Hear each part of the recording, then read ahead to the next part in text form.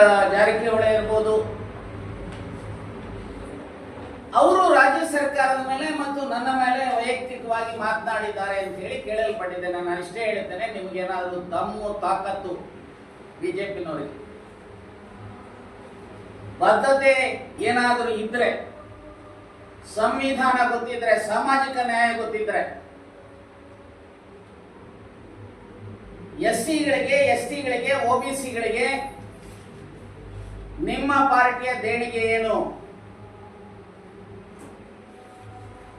ಕಾಂಗ್ರೆಸ್ಸಿನ ದೇಣಿಗೆ ಏನು, ಅಥವಾ ಉಗ್ರಪ್ಪ ಮತ್ತು ಅವರ ಸ್ನೇಹಿತರ ದೇಣಿಗೆ ಏನು ಅನ್ನೋದ್ರ ಬಗ್ಗೆ ಸಾರ್ವಜನಿಕ ಚರ್ಚೆಗೆ ನಾನು ಸಿದ್ಧನಿದ್ದೇನೆ. ನೀವು ಎಲ್ಲಿ ಬೇಕಾದ್ರೂ ಕರೀರಿ, ರಾಯಚೂರಲ್ಲಿ ಕರೀರಿ ಅಥವಾ ವಿಧಾನಸೌಧದಲ್ಲಿ ಕರೀರಿ, ನಿಮ್ಮ ಆ ಚರ್ಚೆಗೆ ನಾನು ಸಿದ್ಧನಿದ್ದೇನೆ. ನಿಮ್ಮ ಯೋಗ್ಯತೆಗೆ ನೀವೇ ಪತ್ರ ಬರೆದಿದ್ದೀರಿ, 9th ಶೆಡ್ಯೂಲ್ಗೆ ಸೇರಿಸಬೇಕು ಅಂತ ಹೇಳಿ ಮಿಸ್ಟರ್ ಶ್ರೀರಾಮುಲು. ನಾನು ಹೇಳಿರುವಂತ ಅಂಕಿ ಅಂಶಗಳಲ್ಲಿ ಏನಾದರೂ ವ್ಯತ್ಯಾಸ ಇದ್ರೆ ನಾನು ಯಾವುದೇ ಕ್ಷಮೆ ಕೇಳಲಿಕ್ಕೆ ನಾನು ಸಿದ್ಧನಿದ್ದೇನೆ. ನಾಚಿಕೆ ಆಗೋದಿಲ್ವಾ ನಿಮ್ ಸರ್ಕಾರ ಬರೆದು 9th ಶೆಡ್ಯೂಲ್ಗೆ ಸೇರಿಸೋ ಯೋಗ್ಯತೆ ಇಲ್ಲ ಅಂತ ಹೇಳಿದ್ರೆ ಯಾಕ್ರೆ ರೆಕಮೆಂಡ್ ಮಾಡಿದ್ರಿ?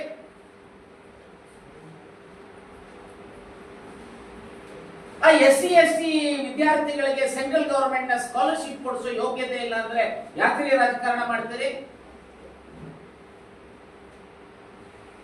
ನಾನು ಇಷ್ಟೇ ಹೇಳ್ತೇನೆ, ಸಮಾಜವನ್ನ ಪಕ್ಷದ, ನಾನು ಲಾಸ್ಟ್ ಟೈಮ್ ಹೇಳಿದ್ದೆ, ನಾನು ಪಕ್ಷದ ಇದರ ಮೇಲೆ ಸಮಾಜವನ್ನು ಒಡೆಯುವಂತ ಪ್ರವೃತ್ತಿ ನನಗಿಲ್ಲ ಅಂತ.